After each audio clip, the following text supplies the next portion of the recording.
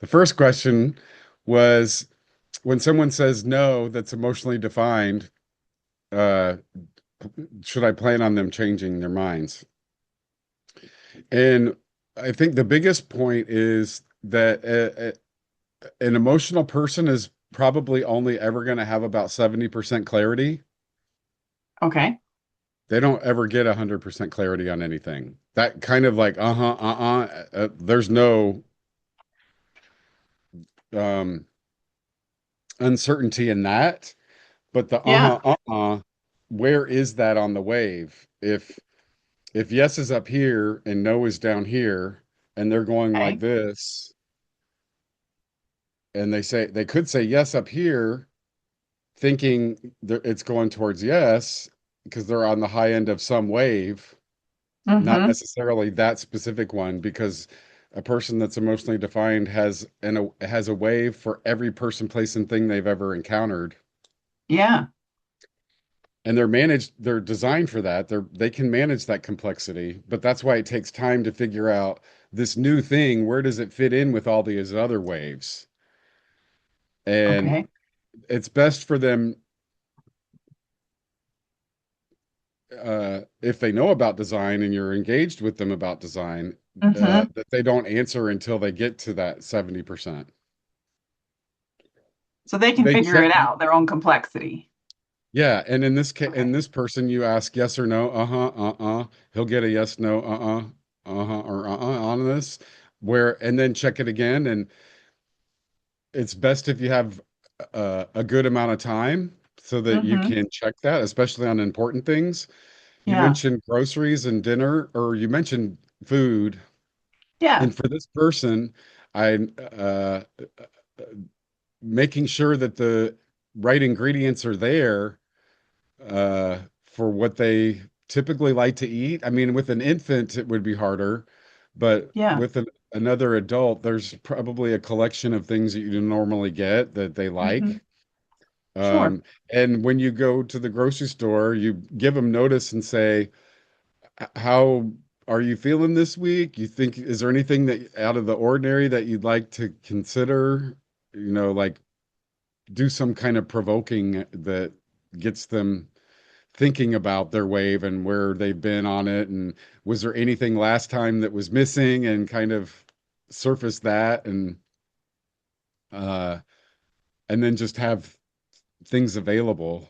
Uh, and your general plan of what you're thinking like, and I think that's the best you can do, because Yeah. you've But got to do something. You got to get the food into the house.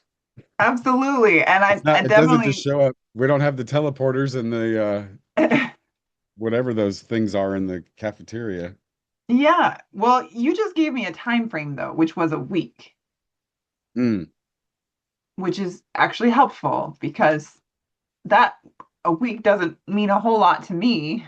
As I said in my note, if I yeah, say something, it's probably just going to stay true and it would be the exception for it to change, in which case I would feel obligated to provide a notice because otherwise you can count on it. But it is not how it is with the emotional authority. So you're suggesting is what I heard is the time frame of about a week because maybe that gives them some maybe it's just a good default for I them was to just give thinking, them I'm gonna go to the grocery store. I'm probably only gonna go once a week. I don't have time to go a lot of trips. So yeah. here's your chance, people. Hey. Uh, it doesn't mean you can't go again, but that's where I was coming from, that I wouldn't Okay. be able to support a bunch of, like, I couldn't go every day. If you change your mind again tomorrow, I might not be able to go to the store. Well, depending on where you live, like in Europe, they often it's natural to shop on a That's daily true. basis almost. Yeah. And where I happen to live, I drive by a pretty universal country store, convenience store on my way home every day. So I'm actually able to do that to some extent. So it kind of changes the way the question comes across. That's definitely helpful for an emotional person. And uh there's so many things that can come up around food, like dietary regimen. This person shouldn't eat Yeah, around a bunch of people. It should be in quiet. And like, I don't know how right. that would affect factor in there, Got it. but uh, Okay. this person is going to have a very mutative type of an emotional wave. Like each channel has a different kind style of a wave. Yeah. This one ratchets up, and this one's comes out of like it's just comes out of nowhere. um, Yeah. and these are more the collective are more like a traditional wave. Okay. So even that can factor in there. Got it. Uh, So food questions is beyond just an emotional decision. It gets into a fundamental energy flow, which you have a lot more insight and we could talk about for a long time. yeah, totally. And if the person's a taste person, though, to me, those are the easiest because they're going to have a taste for certain things, Okay. and you just always have those, and they're good. Okay. All right, cool. Um, This person should eat at night. I okay. know he did that. This is my brother. He wasn't raised to eat at night. Right. I never noticed that until just now. I I'm like, oh, did you know? feel like I was So, told that one of my kids is supposed to eat at night. So that's interesting. mm, I think the younger one, if I remember. I Okay. did just had somebody like that yesterday. And but anyway, so that was one. And Yeah. then there was another question that you asked. It was sort of like, Mm, what is a person? The way I interpreted it was somebody that's emotionally defined and they weren't raised correctly. How do they feel about their emotional wave or something along those lines? Like yeah. the not self of the defined center, sort of.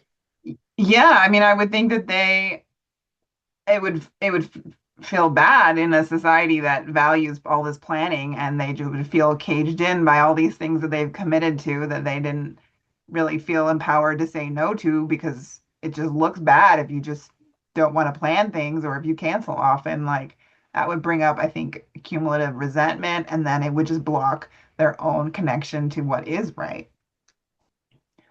I I think you're right. And like this person is a 4-6.